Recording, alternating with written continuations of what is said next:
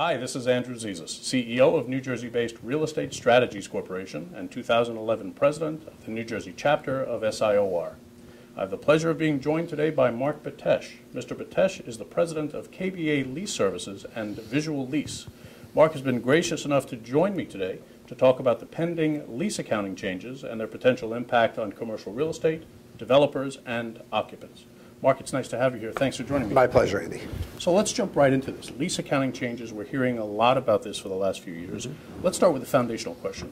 FASB, IASB, who are they, why are they important? Okay, so FASB and IASB are sister organizations. The FASB is the Financial Accounting Standards Board based here in the U.S., and the IASB is the International Accounting Standards Board based in the U.K. Okay. These two organizations set the ground rules for what proper certification is by certified public accountants and similar professionals around the world. Got it. Okay, so when a CPA has to follow rules and has to do certain things to certify financial statements, the rules from the FASB and IASB dictate what constitutes proper grounds for that certification. So when they say something, it has to be followed. Okay, so these are the guys that set the rules globally. Globally. Well, IASB is global and FASB is local, local domestic U.S. Got it. And aren't they talking about a merger, which is what's promulgating, or merger of how they require reporting to be done, which is what's promulgating? That's right. That's right. The IASB some time ago issued rules about how to treat leases.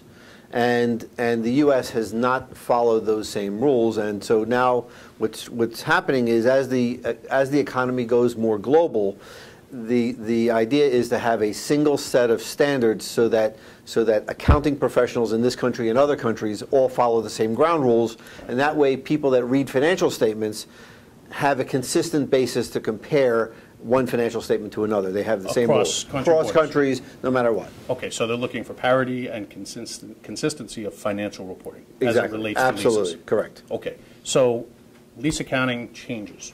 What are the changes that are coming?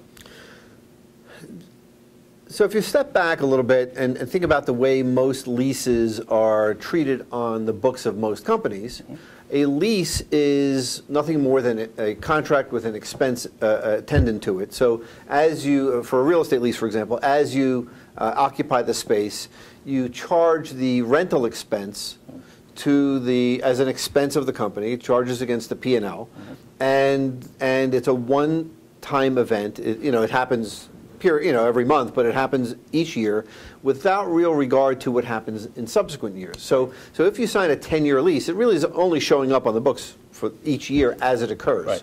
So there's no reference anywhere except for maybe a footnote in the financial statements that says, by the way, we have 9 years left on this lease. Right. But other than that footnote, the financial statements themselves say nothing more than we have 1 year worth of rent expense. And the inconsistency that you might see in a publicly held company's 10K makes it really difficult to compare one against the other. Sure, because you're just showing, well, there are some arguments about that, but the issue is you're only seeing the rental expense for that company for the year.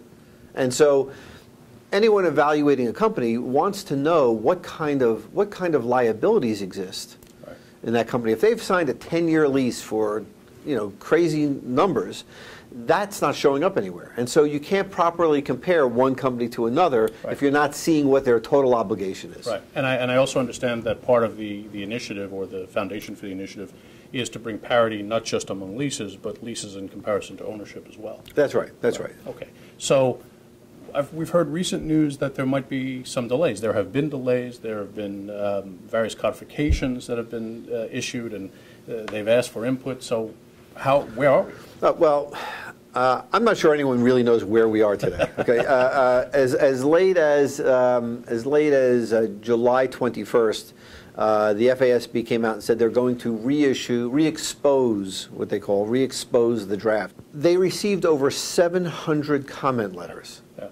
We happened to write one. A lot of people we know wrote them. SIOR. I'm sure SIOR. And it's interesting because what we heard from FASB is they were not interested in hearing what the opinions were of organizations like SIOR and Cornet and everyone else. Yeah. They really wanted to hear it directly from the stakeholders. But they got over 700 letters, plus they had roundtables, which were quasi-public hearings that they held. They had several in London, several in Japan. They had 2 in the U.S. I happened to be invited to attend the roundtable and participate in it last January. And what they're trying to do is get the information, get the opinions of the stakeholders. How is this going to affect you? Are we doing the right thing? They heard all kinds of responses. I don't think they were happy with what they heard, but I know they listened. And as a result of those roundtables and the comment letters, there were all kinds of There's all kinds of rethinking going on. Yeah. The exposure draft has been modified. It's been subject of very, very heated debate. We'll talk a little bit about what the problems are with it, but subject of very, very heated debate. And right now, as late as July 21st, 2011, they said they're going to modify it and re-expose it. In other words, reintroduce it to the public again for comments. Yeah. So it's like back full circle to a certain extent. I'll tell you, the process, I agree with you. The process has been very interesting to see, and I think that they're going through the process intelligently. And hopefully when it comes out the other end, it'll be the right, results. We hope so. So if the changes go through based on what we know today, who will be affected? Oh, any company that reports on a GAAP basis, GAAP is generally accepted accounting principles. Any company that gets its books certified will be affected. Unless, so definitely publicly held companies. Every publicly held company will be affected. And maybe privately held companies that do business with publicly held companies. Well, those, and also it's going to affect a lot of, there are going to be a lot of ancillary effects. For example, any company that has substantial debt obligations, many of the debt covenants are going to be affected. Right. A lot of things are going to have to be reevaluated you know, you have to figure out what has to be reported, how it has to be reported, and it's going to change a lot. The interesting part that concerns, I know, a lot of corporate occupants is the requirement on the part of tenants to project the likelihood or the probability of whether or not they'll renew when their lease expires. And depending upon the answer, having to carry a future renewal option on their books as part of a lease obligation today. Right. A, who knows what you're doing 6 or 11 years from now? B, who knows what the market conditions will be like? And what if you're wrong in your projection? Oh, sure. Well, there are a few things going on. So what you're really referring to is the fact that you have to take leases now and treat them as assets. Right. So just for those who don't understand this and what's going on, if you have a 10-year lease where you're paying $1 million a year in rent, you have to treat that as a $10 million purchase. Right. Discounted, it won't be 10 million, it'll be 8 million, right, based upon a discount rate. But effectively, you're buying the use of the space, right, for 10 years. It's as though you bought it. It's like you bought a condo and sold it at the end of 10 years. Right. So you have to treat it as though you purchased it, and the purchase price is the aggregate, on a discounted basis, the aggregate of your lease payments. Right. What you're referring to is this issue of options. What FASB has said is, okay, so it's a 10-year lease, but if you have an option to extend it for 5 more years, then you have to treat it as though it's a 15-year lease. So the question came back, well, what if we don't exercise the option? How do we evaluate the likelihood of exercising that option? Right. And this was one of the things that went through a lot of changes. Initially, when FASB came out with their rules, they said if it's more likely than not, in other words, 50+%, right, more likely than not that you will extend it, then you treat it as though it's a 15-year lease. Right. All right. We know in corporate real estate that it almost never happens that a tenant simply sends a letter to the landlord saying, I hereby exercise my option. Right. What they typically do is they'll call up you and they'll say, Andy, my lease is coming up, okay? I have an option to renew at X price. What else is in the market? Let's go back to the landlord and renegotiate. And maybe they renew, maybe they don't. Right. 9 times out of 10, they might renew, but they won't renew on the terms of the option. That's correct. It's a new transaction. It's a new transaction. Right. So the real problem in terms of coming up with set rules is, what do? You have a 10-year lease with a 5-year option. Is it more likely than not that you're going to renew it? Renew what? Renew that option? Right. Or stay in the building? Right. So it's more likely than not you'll stay in the building. Whether you'll stay under those terms, Different story. Different story. But it's my understanding that the whole intention behind this aspect of the lease counting changes is so that there can be a comparison, a consistency in comparing leases to ownership from a reporting perspective. That's right. I mean, look. FASB, and we had pretty heavy discussion about this at the roundtable, and a lot of the writings discussed this. A lot of this is being pushed by the SEC and by the financial markets. Yeah. And this is very, very interesting. What we heard and what we learned was that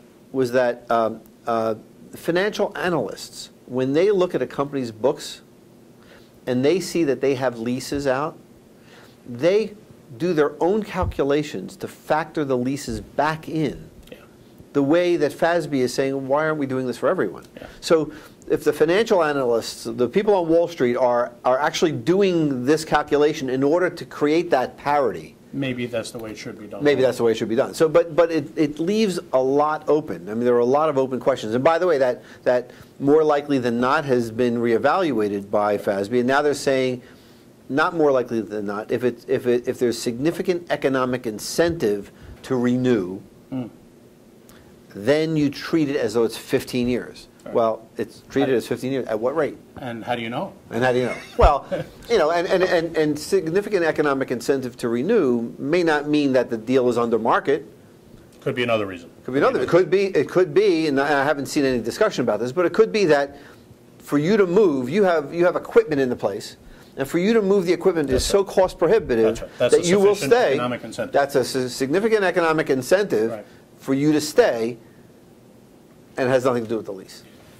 Mark, we're about out of time. Let me ask you one last question. Given all this upheaval and the fact that there are changes coming and they're still being defined, what is KBA and Visual Lease advising its clients, whether you want to answer that about tenants or landlords, what are you advising your clients that they should be doing today? No matter what happens with all of this, companies have to have their information together. Okay, I mean, something's going to happen here, and we're in the business of analyzing leases. That's what we do. Visual Lease is a lease administration and lease management software application. I mean, so both KBA, which does the consulting, and Visual Lease, which does the software application, both of these focus on leases. When we are retained by companies to either implement a system or to analyze their leases and try and save them money on their rents, we get leases delivered to us and we look at them. What we find, and we can't believe this, we still can't believe this, and I'm doing this for almost 30 years. We get leases in, and they're missing. The odd number of pages are missing from the documents. We're missing the Third Amendment. They're not signed. They're not signed. Yeah. You know, there's a renewal option that has to be exercised 6 months prior to expiration. Expiration is 5 years from commencement, and there's no commencement letter, so we don't know when the lease commenced. Right. Nobody knows. So we see it all the time, and so what companies have to do is, no matter what, they have to get their ducks in order. They have to get their leases organized. Whether they do it on index cards or whether they do it in a sophisticated system, it really doesn't matter. But we know from experience time and time again that companies don't have their leases. They don't know what their lease obligations are. And when this thing comes down, they need to be ready.